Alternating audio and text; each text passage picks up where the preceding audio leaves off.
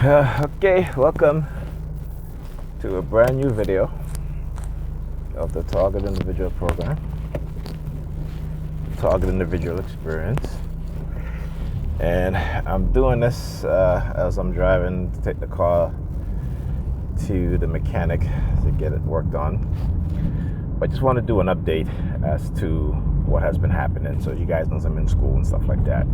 So they've been trying very hard to try to stop me from going to school. You know, they're doing a lot of underhanded things. Yesterday I had a class which was public speaking, and there's this young kid in the class, right? Tall, skinny, you know, with locks on his head. And you know, I knew when I first entered this class that they were going to use this kid to target me. Just a simple fact that, again, he started targeting me more so than the other students. He sits right next to me. And yesterday, the homework was to do a video on a speech, right? So which I did. And the professor wrote the numbers 1 to 20 on the blackboard, and everyone has to go up and pick a number in terms of the order in which they want to go. So I went up. So the kid was in front of me. I think he chose number 9. I picked number 14. And it's funny because no one picked number 1, 4, and 13, right? So, and that was before I went up there. And it remained that way for the remainder of the class, right? Because there were 20 students in the classroom. So this kid now, there's a girl that went up and he just shouted out to the professor, "Hey, can I go next?" But it wasn't his turn. The girl was supposed to go, she was number 7. So the kid jumps up and he goes like, "Oh, I want to go.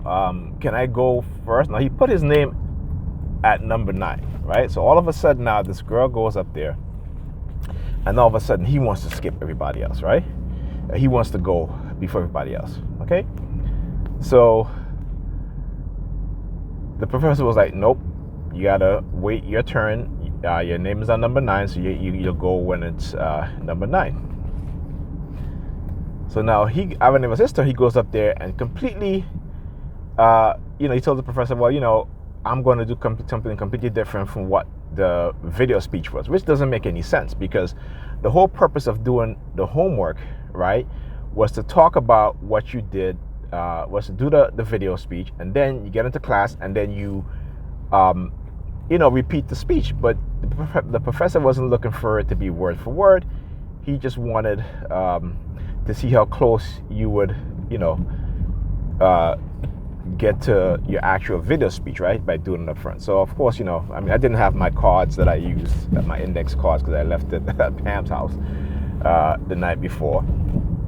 So so he gets up there and he tells the story about how a totally different story now, right? He completely changed his story about how when he was arrested, about what happened, about some kid, he's coming out of a store and some kid bumped into him, and the kid didn't say sorry, so he had some donuts, so he started throwing the donut at the kid, and he hit the kid, and the kid turned around and said, "Hey, whatever," and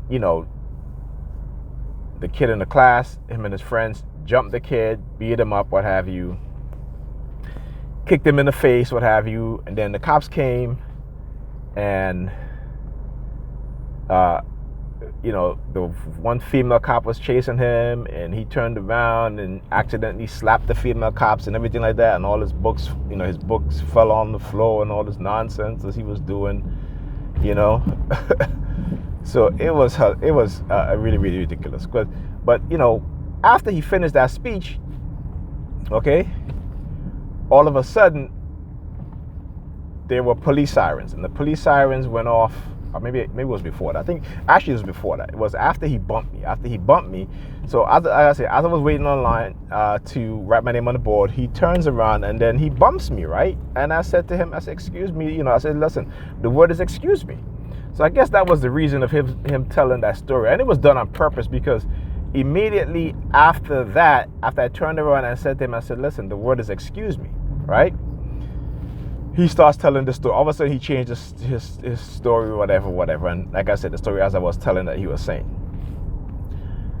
So, to make a long story short, this was done deliberately. This was orchestrated by the police because immediately after I said to him, hey, you can say excuse me. You don't have to bump into me just to pass me. There's enough room, you can go around me. But again, I know this was intentional and deliberate.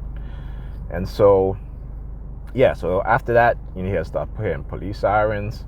And then the teacher start talking about, oh, we're not going to have a fight in here or whatever. So at the end of the class, I went to the professor and I said to him, listen, you have to talk to this kid here because, he just literally like bumped me, right? You know what I'm saying? And, like he had an attitude when I said to him, the word is, excuse me, like he had an attitude.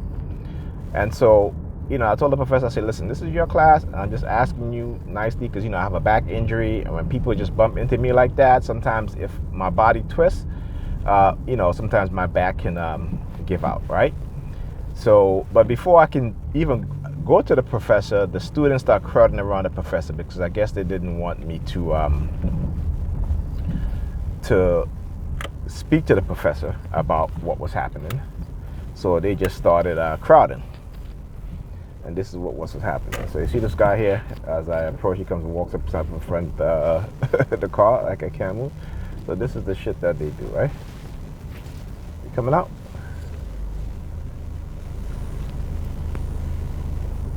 Yeah. So again, my target, keep grabbing his crotch as you walk away. She ain't just the palm behind the hand. So this stuff never stops. But that's the way this shit is. And so you got to keep exposing it.